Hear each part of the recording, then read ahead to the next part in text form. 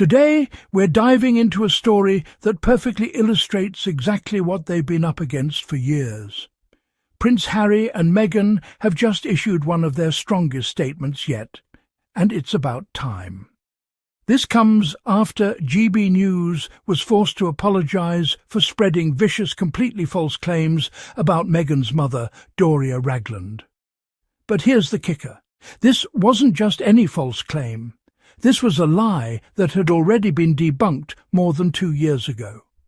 So why is it resurfacing now? That's exactly what we're going to unpack today. So here's what happened. GB News broadcast false allegations claiming that Doria Ragland, Meghan's mother, had served time in prison. Let me be crystal clear. This is completely, utterly, 100% false.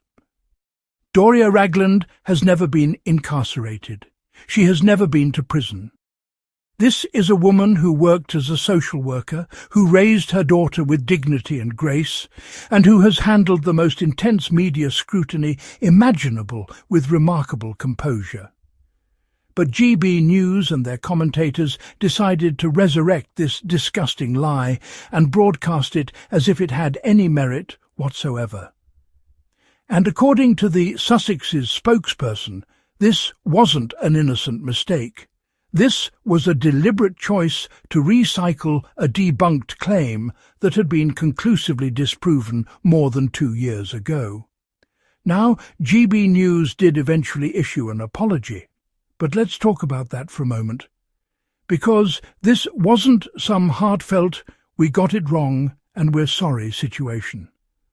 According to Harry and Meghan's team, this apology was only issued to avoid legal consequences. In other words, they apologized because they had to, not because they wanted to do the right thing. And it gets worse. That apology? It was quietly removed within 24 hours. Let that sink in for a moment. They broadcast a vicious lie to thousands of viewers, issued a forced apology, and then deleted that apology before most people even saw it. This is the kind of editorial behaviour that Harry and Meghan have been fighting against for years. The statement from the Sussexes spokesperson was powerful and direct. They said, and I quote, "Broadcasters have a responsibility to inform, not inflame." That phrase right there, inform, not inflame, should be tattooed on the foreheads of every editor and broadcaster who has profited from spreading lies about this couple. The spokesperson made it abundantly clear that Doria Ragland has never been incarcerated and that she proudly raised her daughter. This is a woman who has been nothing but dignified throughout this entire ordeal. She didn't sign up for this level of public scrutiny.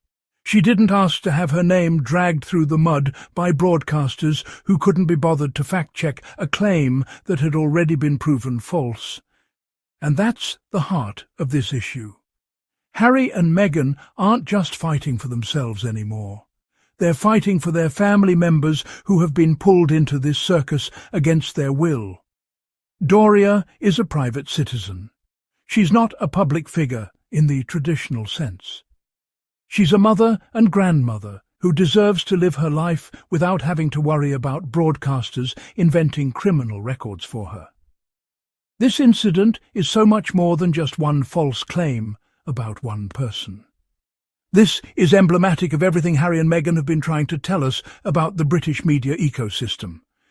They've been saying for years that there's a coordinated campaign of misinformation against them, and this proves it. Think about it. This lie had been debunked more than 2 years ago.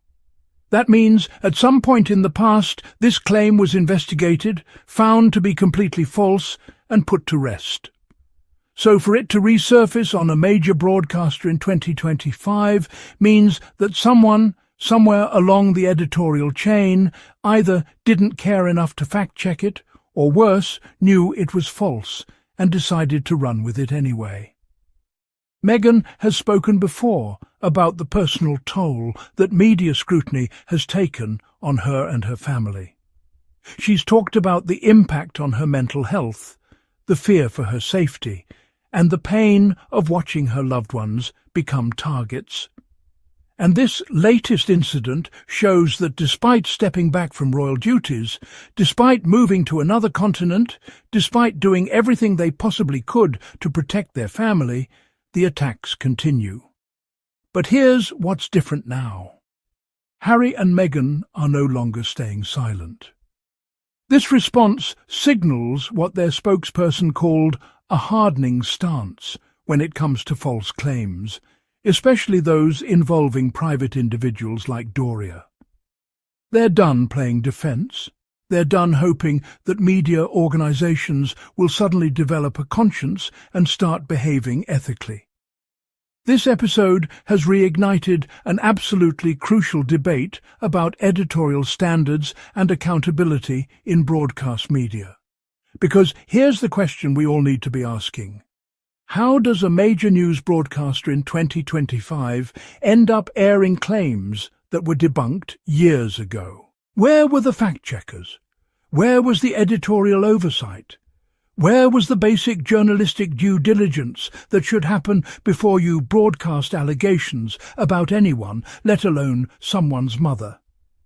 These aren't rhetorical questions.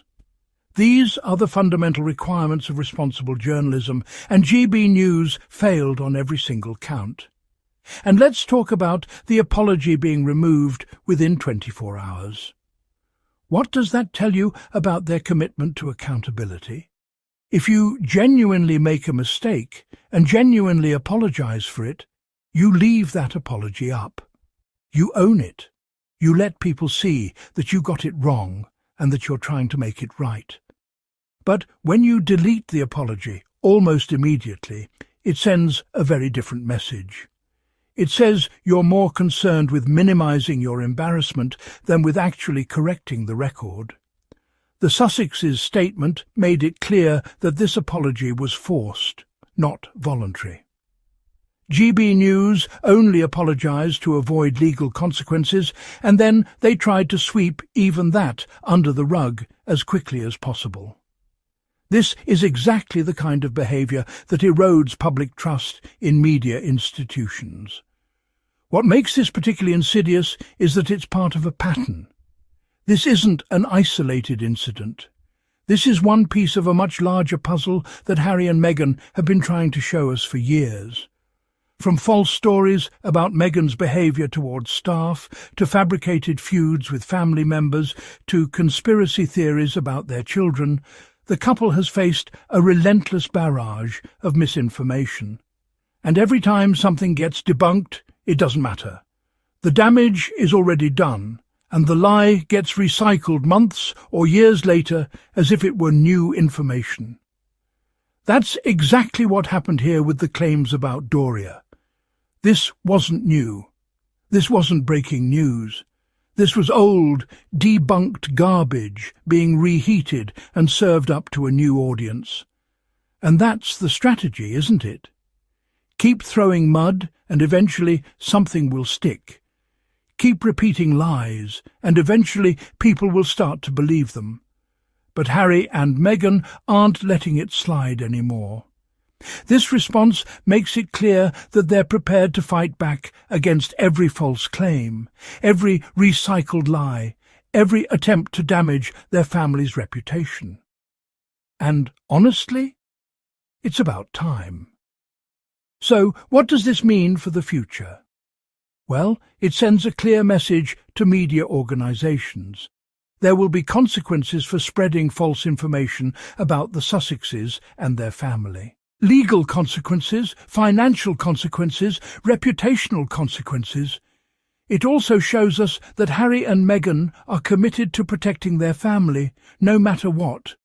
They could have stayed silent. They could have decided that engaging with every false claim wasn't worth the energy. But they didn't. Because this wasn't just about them. This was about Doria, a woman who has been nothing but dignified and who deserves better than to have her name dragged through the mud by irresponsible broadcasters. The phrase "inform, not inflame" should become a rallying cry. Because that's what journalism is supposed to do.